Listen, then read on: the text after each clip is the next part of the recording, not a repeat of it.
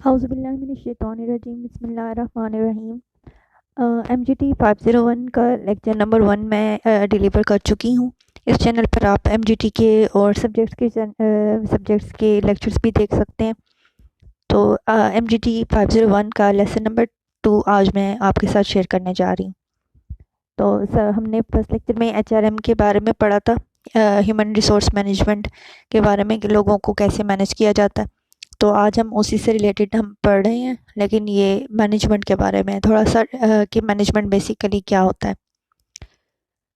तो first of all आपके साथ मैं डिस्कस कर चुकी हूँ कि मैनेजमेंट जो है बेसिकली वो एक प्रोसेस है जिसमें डिफरेंट स्टेप्स हैं, जिसको हम कह सकते हैं प्लानिंग, ऑर्गेनाइजिंग, लीडिंग और कंट्रोलिंग।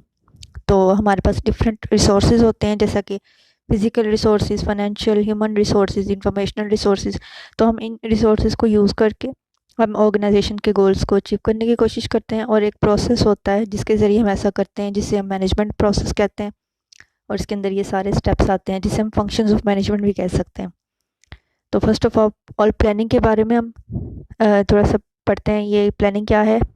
प्लानिंग बेसिकली जिस तरह से हम किसी भी चीज़ में प्लान करते हैं, सबसे पहले डिसाइड करते हैं कि ये काम कैसे होगा, कब होगा, किस तरह से होगा, कौन सा मेथड होगा, इसमें क्या किस तरह से अचीव करना चाहिए, क्या क्या हमें इसमें शामिल करना चाहिए, फ्यूचर में इसके क्या हो सकते हैं रिजल्ट्स। इसके अलावा हमारी करंट सिचुएशन कैसी है, हमें इस सिचुएशन के मुताबिक ऐसा करना चाहिए या नहीं करना चाहिए। कोई भी काम करने से पहले हम एक प्लान बनाते हैं, तो कि ये काम कैसे करना है, किस तरह करना है। इसी तरह मैनेजमेंट के प्रोसेस में भी हम एक प्लान बनाते हैं कि हमने ये काम किस तरह से करना है। तो जब हम एक प्लानिंग कर लेते हैं तो इस पे हमें एक स्ट्रैटेजी हमें मिल जाती है कि इस स्ट्रैटेजी पे चलते हुए हमने जो है अपने इस प्रोसेस को कंप्लीट करना है। नेक्स्ट है जी ऑर्गेनाइजिंग। ऑर्गेनाइजिंग क्या है, बेसिकली हमने डिफरेंट चीज़ों को ऑर्गेनाइज करना है, तरतीब देनी है उनको, एक कोऑर्डिनेशन उनके बीच में पैदा करनी है, तसलसल पैदा करना है, उनको जमा करना है। तो हमारे पास डिफरेंट तरह के रिसोर्सेज हैं, ह्यूमन रिसोर्सेज हैं, डिफरेंट हमारे पास फाइनेंशियल रिसोर्सेज होते हैं, फिज़िकल होते हैं। तो हम इनको अरेंज करते हैं कि कौन सा बंदा, हायरार्की एक तरह से बना लेते हैं कि कौन सा बंदा क्या काम करेगा, किसके अंडर कौन होगा, किसको कौन से रिसोर्सेज मिलेंगे, कौन सा बंदा कहाँ पे बैठेगा, किस तरह से कौन सा काम करेगा। तो इसको इस सारे प्रोसेस को ऑर्गेनाइजिंग कहते हैं। तो बेसिकली ये मैनेजमेंट का दूसरा फंक्शन है। नेक्स्ट है जी लीडिंग। लीडिंग में हमने लोगों को लीड करना है कि आपने किस तरह से काम करना है, हमने उनको मोटिवेट करना है, उनको हमने इस तरह से मतलब डायरेक्शन देनी है कि आपने काम कैसे करना है, किस तरह से अपना काम लेके चलना है। जहाँ पे उनको कोई कन्फ्यूजन है, कोई प्रॉब्लम है, हमने उसको कम्युनिकेशन के ज़रिए सॉल्व करने की कोशिश करनी है। तो इस फंक्शन को हम कहते हैं लीडिंग। नेक्स्ट है जी कोऑर्डिनेटिंग, सॉरी कंट्रोलिंग। कंट्रोलिंग में हमने चीज़ों को कंट्रोल करना है कि मतलब ऑब्जेक्टिव्स हैं हमारे और एक हमारे रिजल्ट्स हैं, मतलब काम मुकम्मल हो चुका है तो हमने चेक करना है कि आया वो ऑब्जेक्टिव्स के मुताबिक हुआ या नहीं हुआ। मतलब जो ऑब्जेक्टिव्स हमने दिए हैं किसी को काम करने के लिए, तो क्या वो अचीव हुए हैं या नहीं हुए हैं। तो इसको हम कहेंगे कंट्रोलिंग। तो अगर वो ऑब्जेक्टिव्स हमारे अचीव नहीं हुए हैं तो फिर हम दोबारा से उनको रिव्यू करते हैं। इसके बाद दोबारा से लीड किया जाता है, असाइनमेंट दी जाती है लोगों को कि वो किस तरह से अपना काम मुकम्मल करें। नेक्स्ट है जी एफिशिएंसी एंड इफ़ेक्टिवनेस। ये एफिशिएंसी और इफ़ेक्टिवनेस का एक कॉन्सेप्ट है कि efficiency is the ratio of outputs to inputs. मतलब हम कितनी इनपुट डाल रहे हैं तो कितना आउटपुट आ रहा है।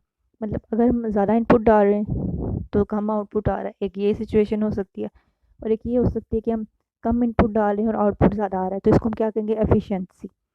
अगर हमारा मतलब रिसोर्सेज कम यूज़ हो रहे हैं और आउटपुट हमारा अच्छा है तो ऑब्वियसली ये इसको हम कहेंगे एफिशिएंसी। डूइंग थिंग्स राइट, चीज़ें सही करना। इफ़ेक्टिवनेस एक कॉन्सेप्ट है जिसमें यह है कि हमने चीज़ों को सही तरीके से इस तरह से करना है कि जो हमें चीज़ कही गई है हम वही काम करें। एक तो ये कि हम कम रिसोर्सेज में ज़्यादा काम करें, इससे हमारे कम रिसोर्सेज यूज़ होंगे और हमारा फ़ायदा होगा। और इफ़ेक्टिवनेस का मतलब ये है कि हम चीज़ों को सही तरीके से करें, कि मतलब जो हमें काम कहा गया हम उसे सही करें। मतलब जो नीड है हमारे ऑडियंस की हम उसको फुलफ़िल करें, जो चीज़ मांगी गई है वही करें। Doing the right things right, सही चीज़ों को सही करना।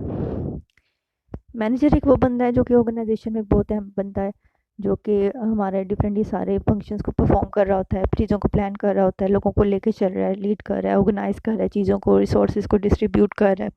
इसके अलावा कंट्रोलिंग वगैरह ये सारे फंक्शंस एक मैनेजर ही परफॉर्म करता है।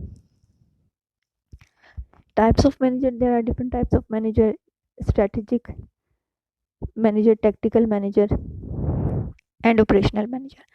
अच्छा, स्ट्रेटेजिक मैनेजर में सबसे पहले एक कॉन्सेप्चुअल जो काम करना है वो स्ट्रेटेजिक मैनेजर ने करना है। मीन सबसे पहले कोई भी स्ट्रेटजी जो बनानी है वो एक स्ट्रेटेजिक मैनेजर ही करता है। स्ट्रेटेजिक मैनेजर ने डिफरेंट गोल्स हमारे डिज़ाइन करने हैं, उसने डिफरेंट हमें स्ट्रेटजीज बना के देनी है कि हमारी ऑर्गेनाइजेशन को किस चीज़ की ज़रूरत है। वो मतलब चेक करेगा कि हमारा इस टाइम करंट सिनेरियो क्या है, हमारे इश्यूज़ क्या हैं, प्रॉब्लम्स क्या हैं, रिसोर्सेज हम किस तरह से बेटर यूज़ कर सकते हैं, कम्पिटिटिव एडवांटेज कैसे मिल सकता है, तो वो एक स्ट्रेटजी बनाएगा। तो ये है टॉप मैनेजर, या इसे हम स्ट्रेटेजिक मैनेजर कह सकते हैं। नेक्स्ट है जी टैक्टिकल मैनेजर। अब हमें जो स्ट्रेटेजिक मैनेजर ने एक कॉन्सेप्ट, एक हमें ऑब्जेक्टिव्स दे दिए हैं, तो हमने इसके ऊपर इसको छोटे छोटे हम एक्टिविटीज़ और छोटे छोटे ऑब्जेक्टिव्स में इसको डिवाइड करता है। जो बंदा, उससे हम कहेंगे टैक्टिकल मैनेजर है ये, वो बड़े ऑब्जेक्टिव्स को डिफरेंट छोटे छोटे गोल्स में डिवाइड करके लोगों में डिस्ट्रीब्यूट करेगा ताकि वो इजीली इसको अंडरस्टैंड कर सके। मतलब जो एक स्ट्रेटेजिक मैनेजर ने स्ट्रेटजी बनाई है उसको अंडरस्टैंड करवाएगा ये सिंपल वर्ड्स में। नेक्स्ट है जी ऑपरेशनल मैनेजर। अब ये थर्ड टाइप है, जो नीचे लोग काम कर रहे हैं, ऑपरेशन कर रहे हैं कोई भी ऑर्गेनाइजेशन का ऑब्जेक्टिव अचीव करने के लिए, तो उनको सुपरवाइज करता है। ये है जी operational manager.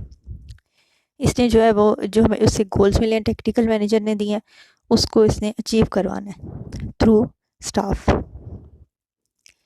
Managers are universal. किसी भी इदारे में आप जाकर देख लें, वहाँ पे मैनेजर्स लाजमी होते हैं।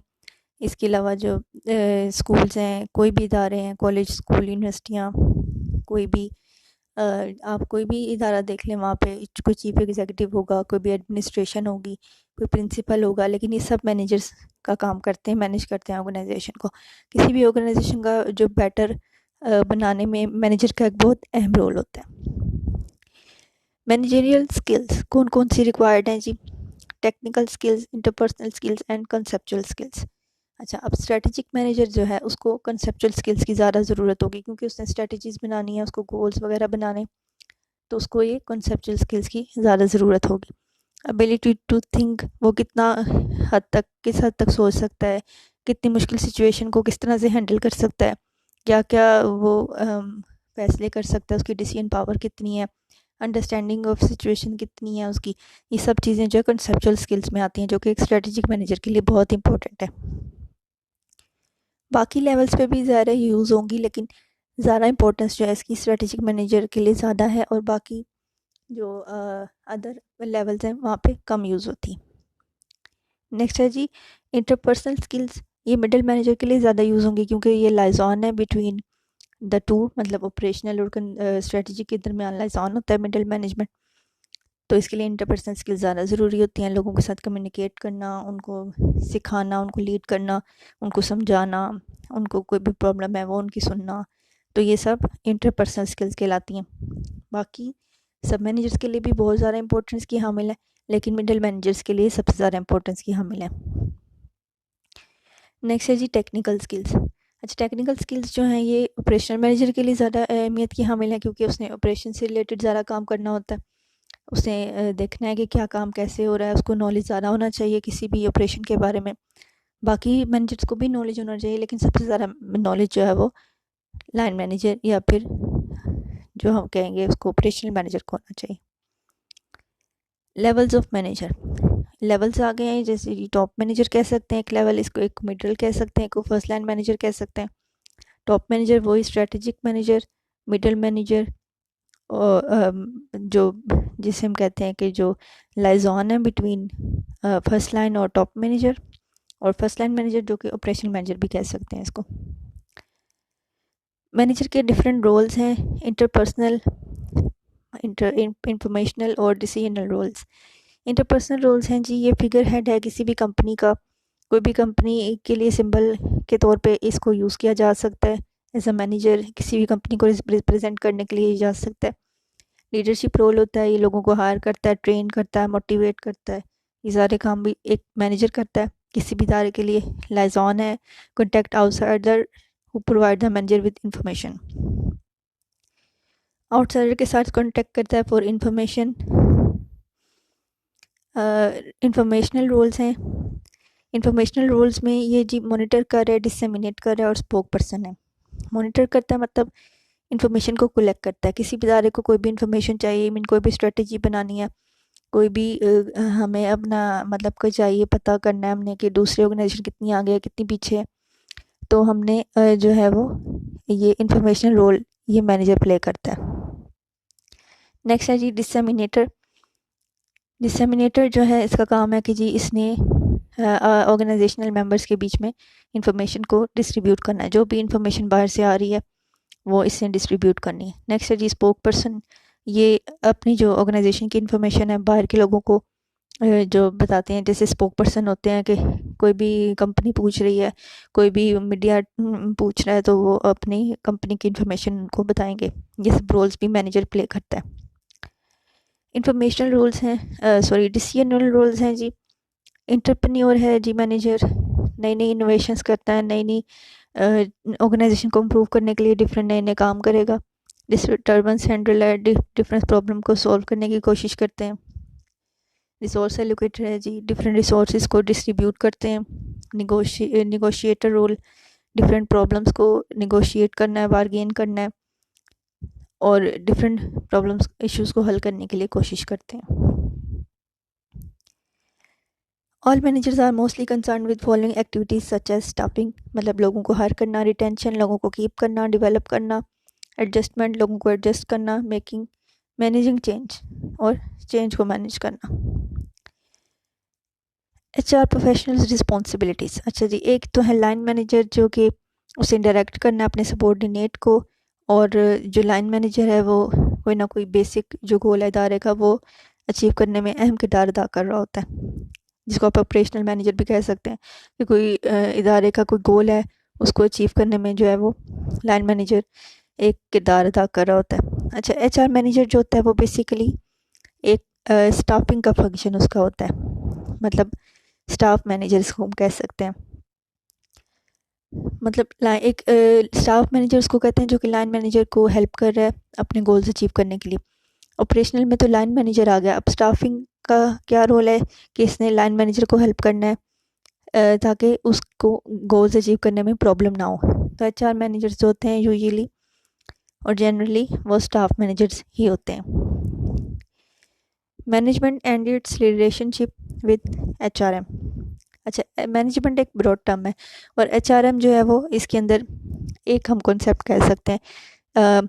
मैनेजमेंट जो है वो बेसिक फंक्शन है उसके प्लानिंग, ऑर्गेनाइजिंग, स्टाफिंग, लीडिंग और कंट्रोलिंग, ये सारे मैनेजमेंट के फंक्शन है। तो HR मैनेजमेंट जो है वो उसमें पॉलिसीज़ और प्रैक्टिसेस हैं स्टाफिंग फंक्शन के लिए, मतलब ये सारा कुछ जो है मैनेजमेंट में आता है। ये 4-5 फंक्शंस जो मैंने आपको बताए हैं और उसमें से एक जो है वो स्टाफिंग है। लेकिन HRM की वजह से ऑर्गेनाइजेशन को बहुत ज़्यादा हेल्प मिलती है, डिफरेंट प्रॉब्लम्स सॉल्व होते हैं। लोगों को कीप करना एक बहुत अहम काम है किसी भी इदारे में। अगर लोग हमारे कीप अच्छे नहीं होंगे, हमारा इदारा अच्छा नहीं चल सकता। तो किसी भी इदारे को चलाने के लिए हमें लोगों की बहुत ज़रूरत होती है। तो HRM इसलिए बहुत अहमियत का हामिल सब्जेक्ट है।